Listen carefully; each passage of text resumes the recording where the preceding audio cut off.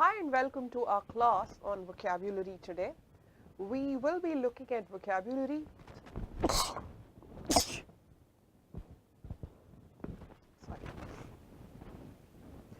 So this is our class for English, or the English part of IBPS clerical grade examinations, and sorry again. And we would be looking at, as I said earlier, vocabulary. Okay. Now, vocabulary is a very important part of language, and it is the basis of any language that you choose to actually study. Okay. So, what is vocabulary?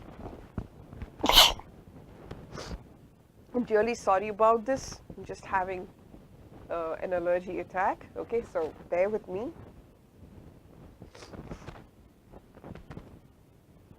So, what is vocabulary? Okay, so this is, in layman words, knowing, the meaning of words.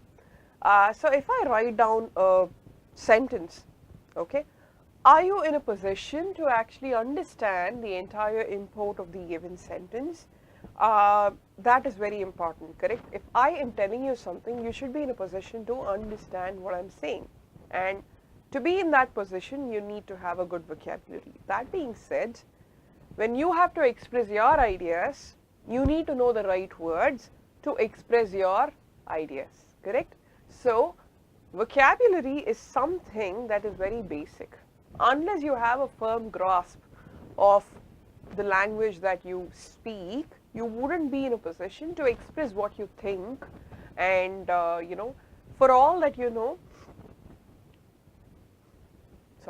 so for all that you know, you might be, completely tongue-tied in a situation where you have so much to say, but you don't just find the right words. Or worse, you might, be in a position where you find that you have said something and the other person has understood it completely differently. Okay, that also happens. So, vocabulary is extremely important. How do you gain a very good vocabulary? Any ideas? So, if you are watching the video, please say hi and, introduce yourself. Tell me how your preparations are. Yeah?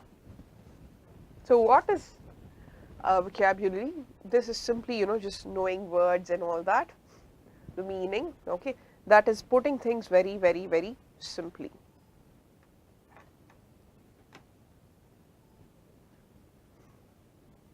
How do you build a vocabulary?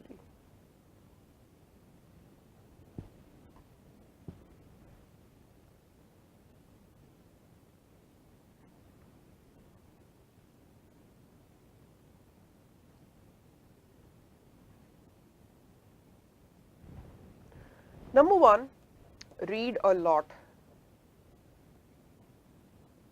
And when I say read a lot, stick to quality publications. I cannot stress on this enough. Okay. Now, if you look at someone today and you're impressed with their vocabulary, their writing skills, their reading skills, and generally their, expression of information and all that. So, communication experts, typically you would find one common thread. They are people who've always been good readers. Okay, so reading is your very, very, very basic skill.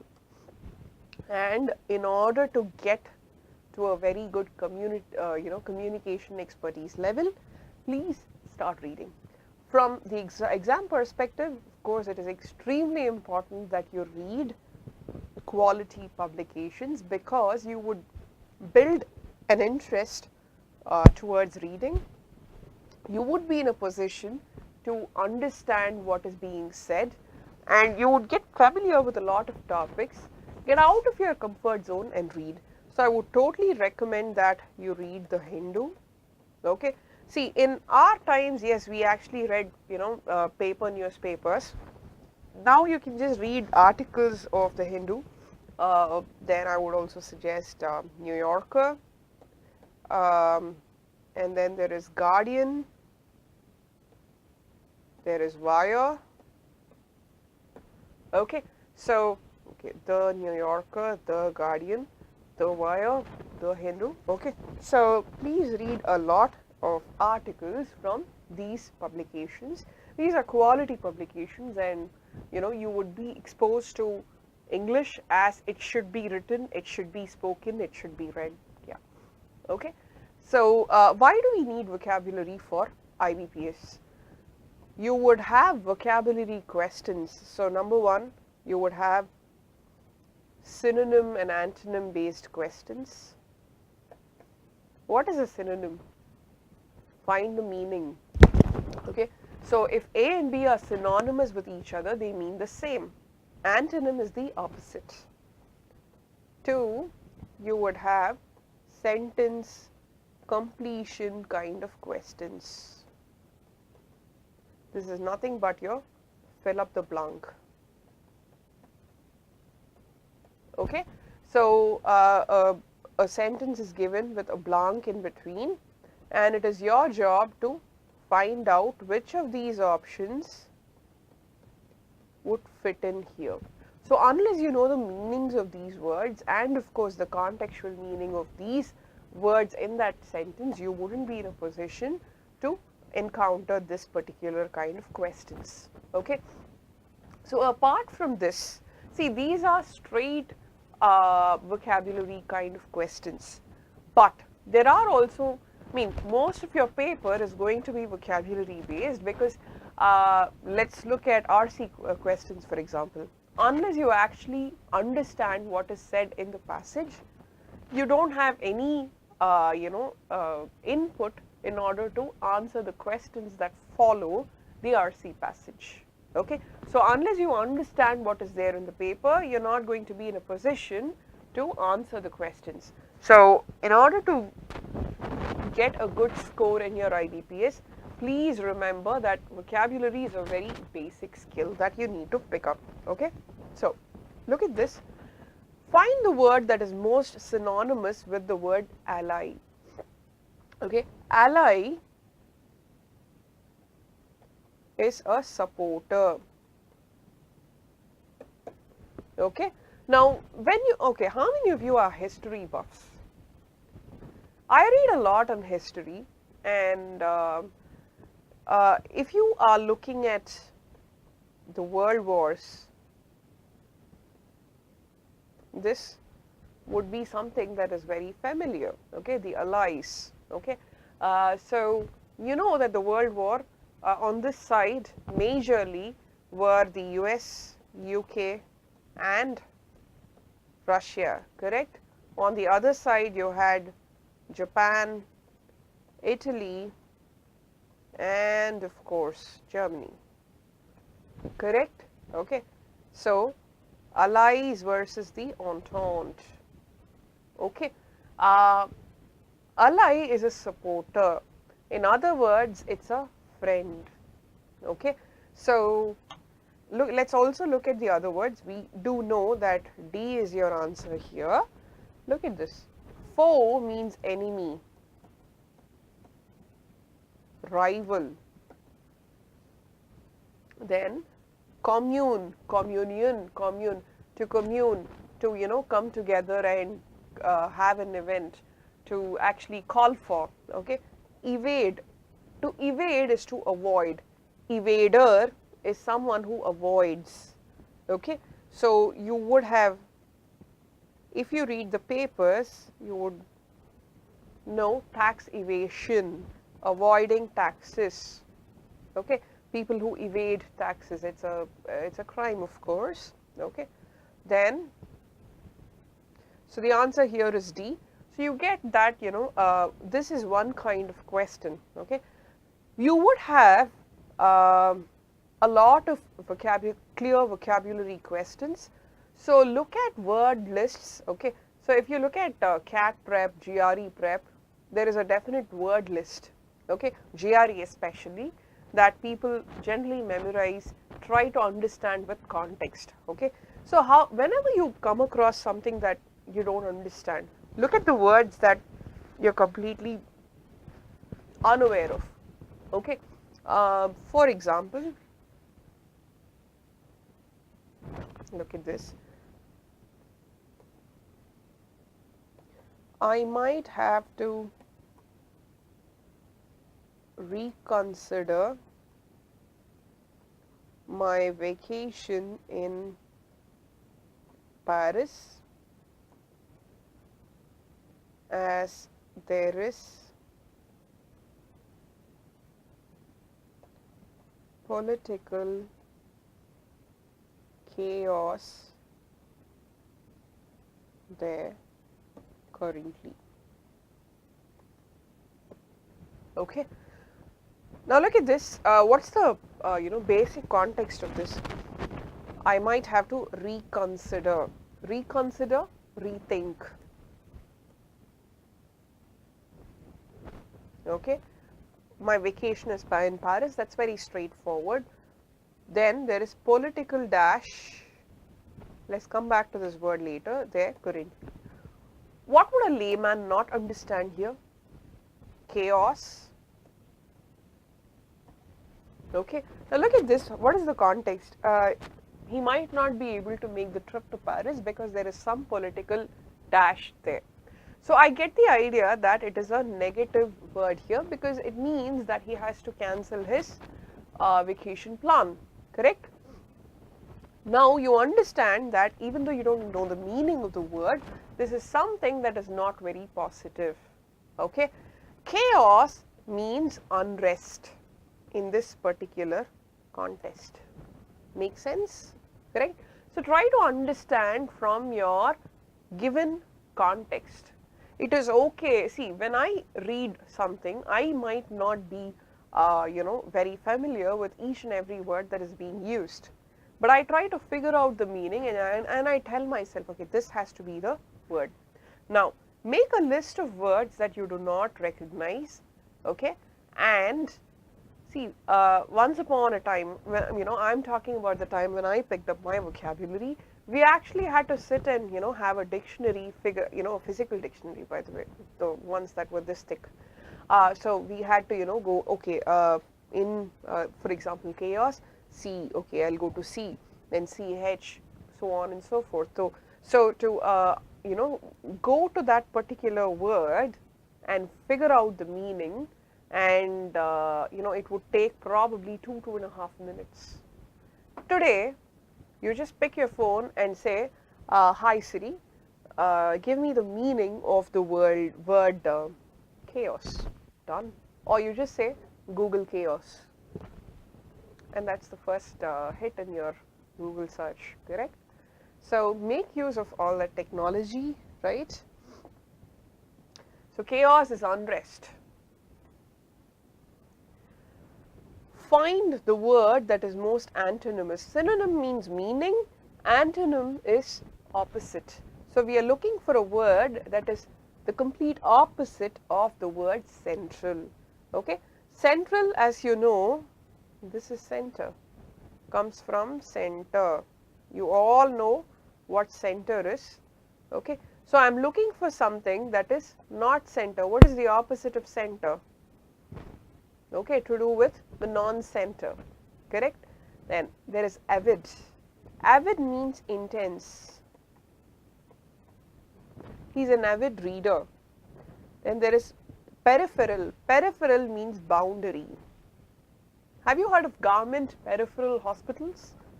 Meaning boundary of that particular geographical zone. Okay, so that fits in. That's the opposite of center, right? Central. So this is a very strong contender, but we'll come back to this.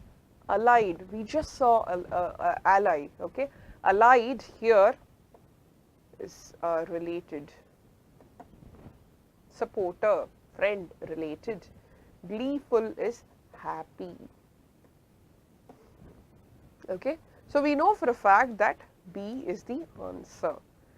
In some cases, the given word in itself is slightly, tough, unfamiliar. But in some cases, like this, for example, you would all know what the meaning of central is. But amidst these options, it's pretty difficult to figure out which of these means not to do with center. Okay? Now, every society, so this is a sentence completion question. As I told you, This is nothing but your fill up the blank kind of question. Okay. So, we've been seeing this from, I don't know, primary school, correct? All our English exams have had fill up the blank with the appropriate word kind of questions, correct? So, here there is a blank and it is your job to find out which of these would fit in here. It's as simple as that. Now, let's look into this particular sentence. Every society from every corner of the world in the historical times has had its hierarchies, and so when there is and, I know that this word that appears in the blank and this word are related. So, I am looking for a word related to hierarchies. What is hierarchy? For example, if you look at your army structure, okay, there is the base level soldier, then he has a sergeant, the sergeant reports to a commander, the commander reports to a colonel, so on and so forth, correct?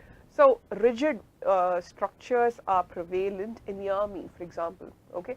Now, I'm not very sure if commander has to do with Air Force or with the army, so let's not nitpick, I am just giving it to you as an example, okay. Now,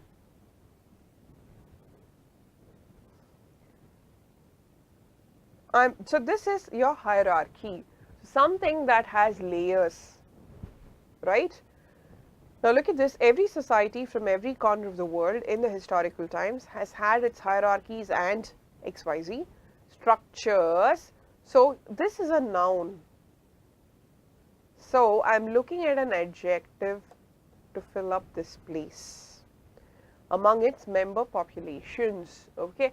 So I'm looking for a word that is related to hierarchies and it happens to be an adjective.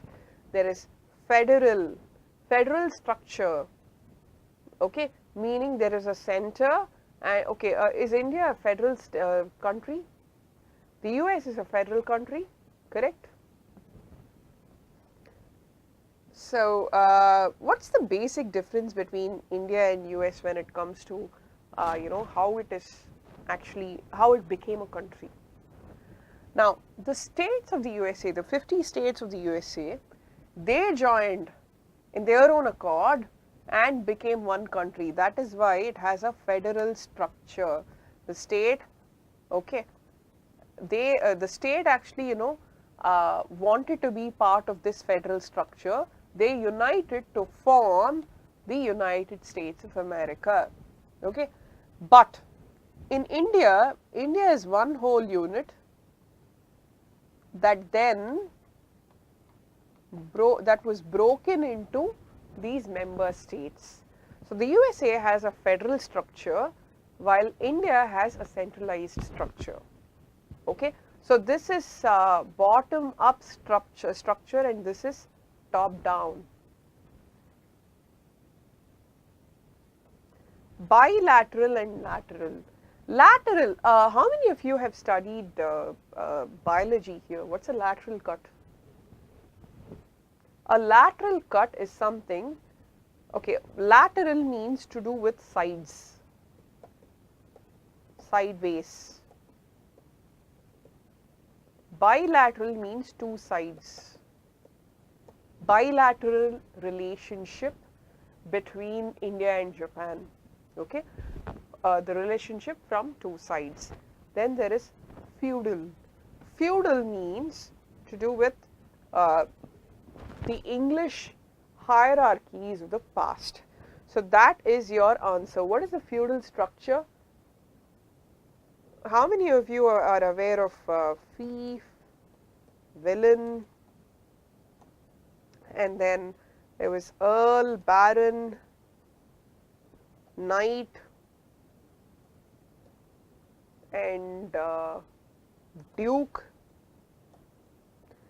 So all of these are to do with the very rigid feudal structure that was very prevalent in the British society of medieval times, okay. So even today it is very common to see someone, you know, say Lord of the Manor, okay, Lord of the Manor.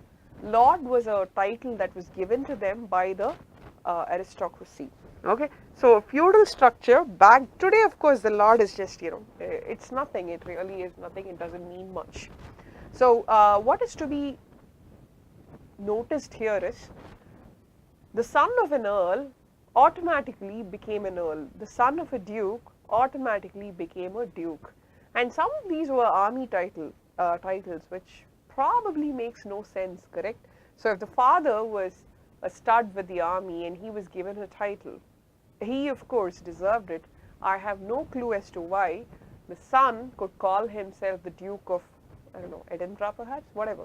So I'm just giving you an example. He also had the right to call himself with that title. Okay, and of course he inherited the property along with the title. So the answer here is feudal. Any problems understanding this? Okay, so you understand that these questions will require you to understand words, and unless you actually read, it is of it's not very easy to do these questions. However much you practice questions, unless you have the prerequisite knowledge of vocabulary, it's not an easy job. It's near impossible. Okay, so let's come to the previous contest question. Choose the synonym of the word staunch. Now, staunch means very strict, ardent. Okay, there is steadfast, which means the same. Okay, steadfast and staunch mean the same. Okay, they are synonyms. A is the answer. But that being said, let's also look at the other words. Solute. So people have who have studied chemistry, they would know what a solvent, solute and solution is, correct?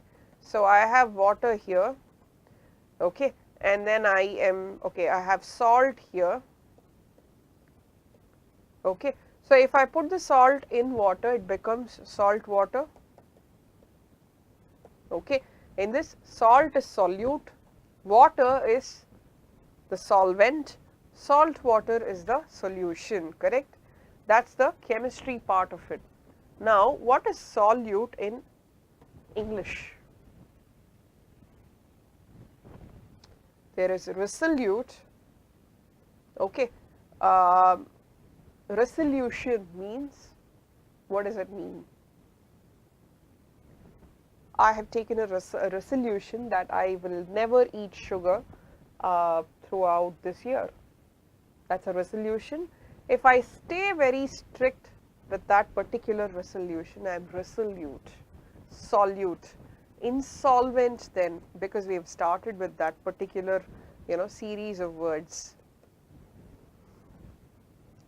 Insolvency means you've borrowed a lot of money and you're not able to pay it back. You're completely bankrupt, insolvent, okay.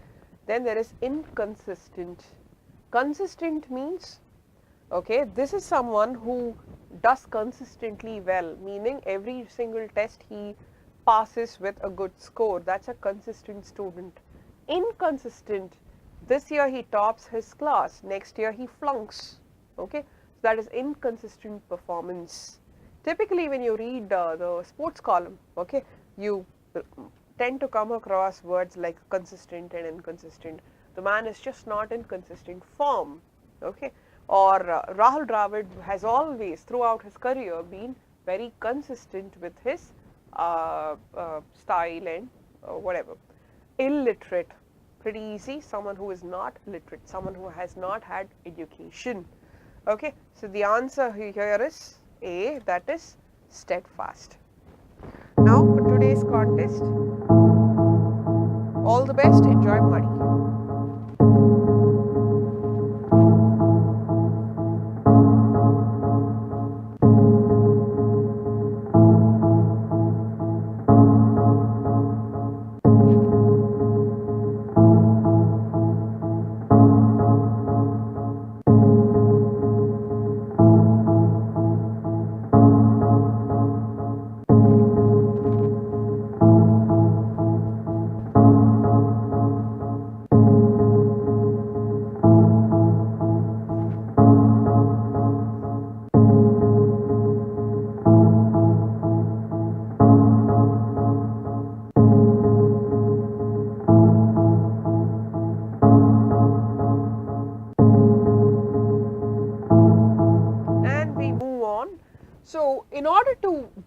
vocabulary, I told you it's pretty important that you study, correct? You actually sit and study, devote time.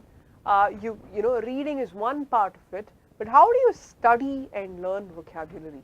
Okay, so it is a very good practice to start from roots. How did these words originate to mean what they mean today? Okay, now look at this particular screen.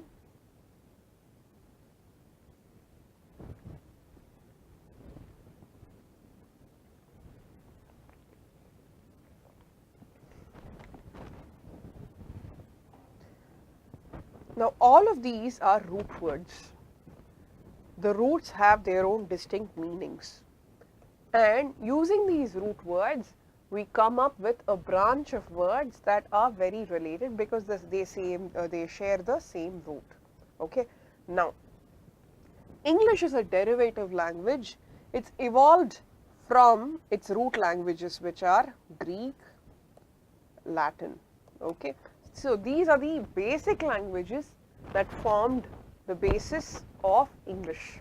Now English is a very old language, correct? It's been used for at least 1,000 years now. Okay. Now throughout these years it has always borrowed words from other vocabularies as well, and it's used them. Okay. It's you find that you would have other European languages, you know, and their influence in the English language. Okay. And forget European languages, it would also have several African inspired you know, words, then a lot from India, China, and wherever they went as colonizers. Okay. So let's look at something as simple as the word name. The Sanskrit equivalent is nama, correct? Now, if you look at the Indo-European languages, in English it is name, in German it's Nam. Okay. So when you ask for someone's name, or when you say, okay, this is my name in German, I'll write it out for you. Mein Name ist Deepa. This is how I say my name is Deepa in German. Okay. So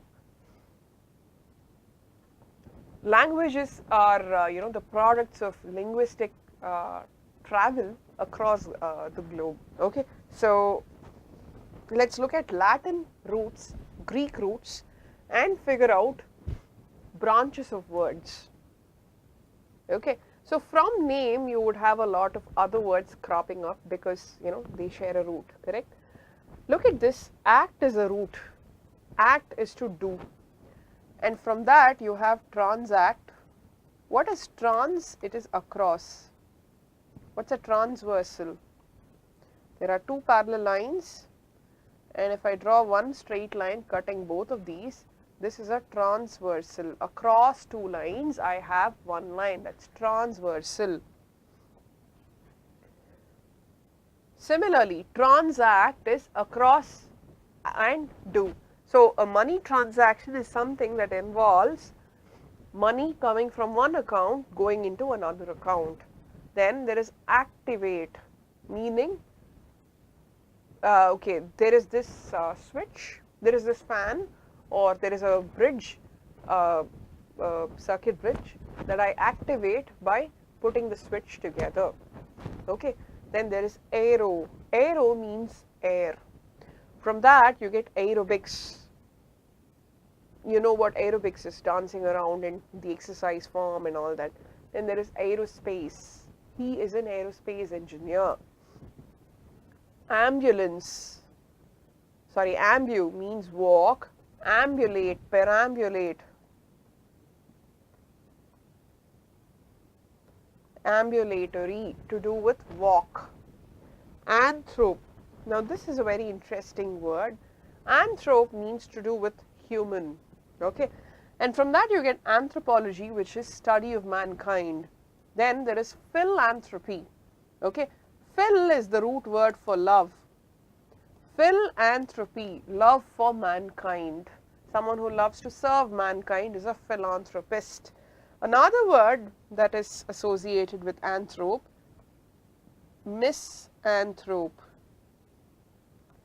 As you would already know, mis is a negative prefix.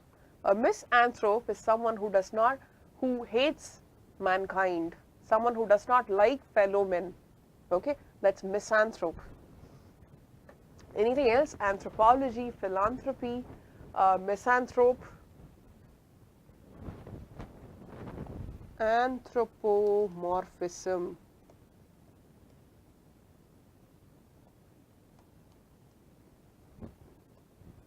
Morph, okay, it is shape, to do with shape. Okay, morphology, shape, or to morph into someone else, to take the shape of. Okay, anthropomorphism, study of shape of people, as in, you know, the anatomy and all that, or to take the form of man. Then this is to do with ear. Interestingly, okay, this again has some Indo-European root. Okay, Yar is probably to do with ear in North Indian languages. Okay, in German it is written this way, but it's pronounced Yar, and from that you get ear in English. So ein Jahr is 1 year in German, 1 year. Annual, anniversary, biannual. So all of these have to do with year. Aster is to do with star. You get asterisk, that is this, the star. Astronomy is study of stars. Then you have astral, stellar. Okay. Then you have astrology, astronomy. Audi is to do with hear, okay, from which you get audible. Is it audible? Whatever I teach, is it audible? Are you able to hear? That's audible. Auditory, to do with hearing. Then you have auditorium, meaning, you know, you sit there, you assemble there to sit and hear stuff. Biblio is to do with book, related to book. When someone is a bibliophile, phil, as I said, is to do with love. Bibliophile, someone who loves books. You have bibliography. So when someone writes a book, he says, I've based this book on several other books. Correct? This is what I read. That's your bibliography. Bio is to do with life. Biosphere, that sphere where life exists. Biography, to write about someone's life. That's a biography. Okay. Then biology, study of life. Then there is symbiosis. Bio is life. Symbiosis is mutual support for each life. So a symbiotic relationship is one. Let's say creepers and climbers, for example. Climbers, yes. So climbers are a set of plants that, say, let's assume that this is a tree. Okay, this is the trunk of a tree. Okay, and a climber, what does it do? It makes use of this tree, the trunk of this tree, to grow. Okay, so the climber needs this support. The tree, on the other hand, will also require the support of the climber in you know, to nourish it, so on and so forth. Okay, so that's a symbiotic relationship. Then brev is to do with short, from which you get abbreviation or abbreviate. Brief means short. Then brevity means short again. Then there is capit, it is to do with head. Decapitate, capital city, head city. Decapitate is to remove the head. Card, cord or core is to do with heart. Cardiology is the study of heart. Discord, difference of opinion, or your heart says no to something. Carn is to do with flesh, carnivorous. A carnivorous animal is something that eats flesh. Carnage, something that does not end well, and there is a lot of bloodshed and waste of flesh and all that. That's a carnage, a bloody carnage. Seed is to go. Recede, go back. Proceed, go in the front. Anything else to do with supersede, okay, to have an unassailable lead, go to the top. Chron is to do with time. Chronos is the Greek or Roman god for time, okay. So from that you get chronology and synchronize. Chronometer also. Meter is measure, chrono is time. Anything that measures time is a chronometer. Your watch is a chronometer. Chronology, by order of time. Synchronize, same time. Side is killing. Suicide, homicide. Okay, suicide, self-killing. Homicide, kill another human being. Cis is to cut. Precise, cut it right there. Scissors, you know what scissors are. Now look at this particular example, okay. Belly and pug are to do with aggression, fight, war, MAR, okay. Mars is also Mars is the god of war, by the way. So MAR is the root word for, again, war, okay. From these you get belligerent, very aggressive, warring, inclined to fight. Bellicose, again, very inclined to start fights. Antebellum, before a war. Rebellion, okay. So defiance of authority, aggression again. Bellatrix, how many of you here have watched or read Harry Potter? Bellatrix Lestrange, okay, one of Lord Voldemort's team members, okay, female warrior. Bellatrix, first female, okay.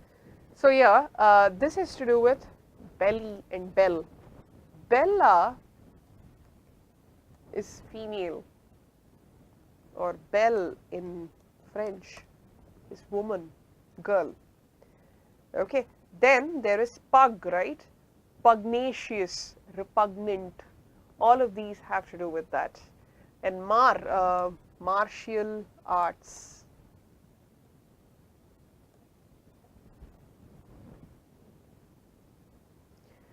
So this is just a tidbit. How did languages evolve? Okay. So Indo-European, your English, German, Russian, Spanish, Dutch, what else? All of these languages have one common root. Okay. So they typically had Hellenic is actually Greek. Okay. So these are the base languages. Look at this. Indo-European has, okay, in Indian you have Sanskrit, Middle Indian, you have your Hindi specific languages. For example, for South Indian, what a Punjabi speaks, Punjabi, Sindhi, Hindi, Marathi, all of these, they sound similar because they have the same root of Sanskrit. Okay, the Dravidian languages have different roots, correct? So for you, for a North Indian, the Dravidian languages would sound very similar. Okay, now look at this. All of these put together give rise to modern English. Okay, you have Persian from Iran, the Middle East and those places, Armenian, Germanic, okay, then Slavic nations, Albanian, Celtic. Now the Celtic languages are, by the way, very musical, okay. So these are typically the mother language for the languages that were spoken once upon a time in Scotland, Ireland, Wales, and those places. Okay, garlic. I don't know. In Ireland they call it Gaelic, and Scotland they call it garlic, or maybe I have it interchanged.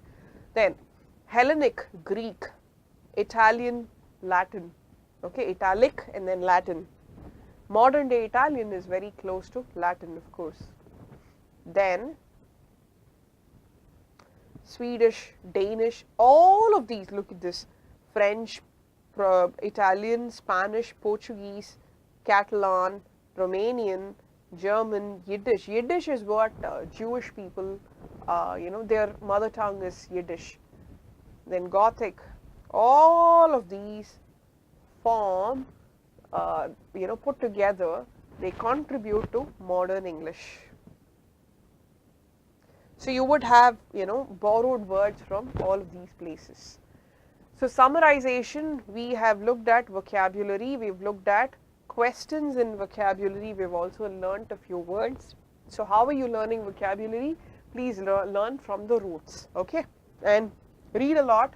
Whenever you come across something that you do not understand, stop right there, try to make up the, make it up from the context. If you are unable to make out the meaning of that particular word, Google. Even if you are able to actually make out the, the meaning of the word from the given sentence, the context, it is still prudent to Google so that you know that you're right. Okay? So this is about vocabulary. CPP time now. Now the CPP is a set of 10 expertly curated questions that go together and they form the CPP. It's the class participation package. In order to make use of the concepts that you've studied in class today, it is prudent to go and work out on these concepts with the CPP questions. Okay, so the CPP is something that is available only to passport members. So passport members, please go on and get into the thick of things with your CPP.